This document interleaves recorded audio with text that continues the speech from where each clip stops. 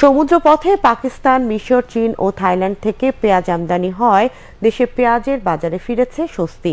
গত জুলাই ও আগস্ট মাসে ৫,০০০ metric ton পেঁয়াজ আমদানি হয়েছে এই ৪ দেশ থেকে। এছাড়াও ২,৭০,০০০ মেট্রিক টন পেঁয়াজ আমদানির অনুমতিপত্র নিয়েছেন ব্যবসায়ীরা। এসব পেঁয়াজ আসলে আরও দাম কমে আসবে বলে জানান তারা।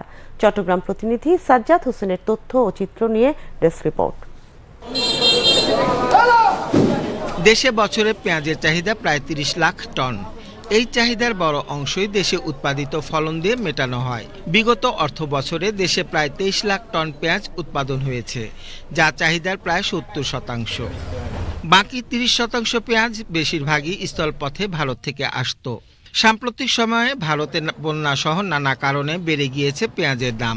একই সাথে অস্থির হয়ে ওঠে দেশের বাজারও। ফলে ভারত থেকে পেঁয়াজ আমদানি কমে যাওয়ায় সমুদ্রপথে পাকিস্তান, মিশর, চীন ও থাইল্যান্ড সহ বিকল্প দেশ থেকে বেড়েছে পেঁয়াজ আমদানি। বাজার ঊর্ধ্বমুখী অবস্থা থেকে কমতে শুরু করেছে পেঁয়াজের দাম। আমদানি রেগুলার যদি হয়, চায়না, পাকিস্তান বা মিশর এগুলো যদি আমদানি বাজার আর একটু কমবে।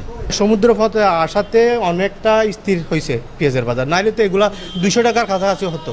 বাজারের বর্তমানে যা পেঁয়াজ আসতেছে চাহিদার তুলনায় কম, তবে সরবরাহ যদি আরও বাড়ে তাহলে দামটা আরেকটু নিয়ন্ত্রণে আসবে বলে আমার মনে হয়। জুলাই ও আগস্ট মাসে ৫,০০০ মেট্রিক টন পেঁয়াজ সমুদ্রপথ দিয়ে আমদানি হয়েছে ৪ দেশ থেকে।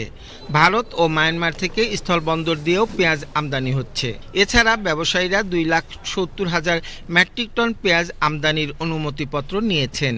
চট্টগ্রাম সমুদ্র বন্দরের কৃষি সম্প্রসারণ অধিদপ্তরের উদ্ভিদ সংঘ নিরোধ কেন্দ্র আমদানিকৃত এসব পেঁয়াজ পরীক্ষা শেষে দ্রুত খালাসের অনুমতি দিচ্ছে। সারা দেশের জন্য স্থলবন্দর এবং সমুদ্র বন্দরের জন্য পেঁয়াজ আমদানির জন্য উদ্ভিদ সংরক্ষণ উইং থেকে ২,৭০,০০০ মেট্রিক টন পেঁয়াজ আমদানির আইপি ইতিমধ্যে দেওয়া হয়েছে এবং আশা করতেছি যে এই পরিমাণ পেঁয়াজ যদি আমদানি হয় তাহলে দেশে পেঁয়াজের কোনো রকমের ঘাটতি হওয়ার সম্ভাবনা নেই। পেঁয়াজ প্রায় প্রতিদিনই ১-২ কন্টেনার করে আসছে এবং আসা অব্যাহত আছে। আমার মনে হয় যে বাজারে পেঁয়াজ সংকটের কোনো ধরনের কারণ এতে হবে না এবং পেঁয়াজের গুণগত মান ভালো। আমরা এগুলো পরীক্ষা নিরীক্ষা করি, ছাড়পত্র প্রদান করছি। ভারত ছাড়া বিকল্প বিভিন্ন দেশ থেকে ব্যবসায়ীরা দ্রুত পেঁয়াজ আমদানির উদ্যোগ না নিলে পেঁয়াজের দাম সাধারণ মানুষের নাগালের বাইরে চলে যাওয়ার আশঙ্কা ছিল বলে জানান ব্যবসায়ীরা। Khaled Masud, desk report, Bangladesh television.